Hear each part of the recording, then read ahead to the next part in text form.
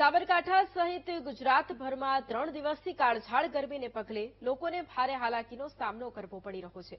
હવામાન વિભાગે પણ આવનારા એક સપ્તાહ સુધી ગરમી યથાવત રહેવાની સંભાવના વ્યક્ત કરી છે। તેવામાં સાબરકાંઠા આરોગ્ય વિભાગે સિવિલ હોસ્પિટલમાં હીટસ્ટ્રોક વોર્ડ શરૂ કર્યો છે, જ્યાં એક સાથે 35 જેટલા દર્દીઓને હીટસ્ટ્રોકને લગતી કોઈપણ બીમારીની સારવાર કરવામાં આવે છે। આ વોર્ડ શરૂ કરાતા 15 દિવસમાં આવેલા 75થી વધુ દર્દીઓને સાજા કરવામાં આવ્યા છે। મહત્વનું છે કે સાબરકાંઠા સહિત અનેક જિલ્લાઓમાં ગરમીનો પારો 40 ડિગ્રીને પાર થતા લોકો હીટસ્ટ્રોકનો શિકાર બની રહ્યા છે। તેવામાં સાબરકાંઠાની સિવિલ હોસ્પિટલમાં શરૂ કરાયેલા હીટસ્ટ્રોક વોર્ડ છેવાડાના લોકો માટે મહત્વનું બની રહેશે।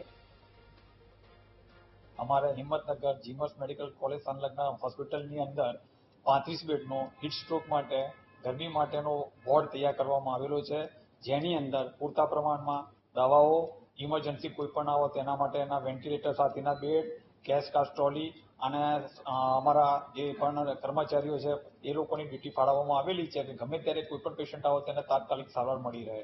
લગભગ 15 દિવસમાં જોવા જઈએ તો 75 થી 80 દર્દીઓ સારવાર લઈ અને સારા થઈને ઘરે જતા રહેલા છે। બસ અત્યારે ફૂલ તૈયારી સાથે જ અમારી હોસ્પિટલમાં બધું ફાળવી દીધેલું છે, સ્ટાફને પણ ફાળવી દીધેલું છે અને કોઈ પણ પેશન્ટ આવશે તો ઇમરજન્સીમાં પણ આપણે એને પહોંચી વળીશું, એના માટેની બધી તૈયારી સંપૂર્ણપણે ફૂલ છે।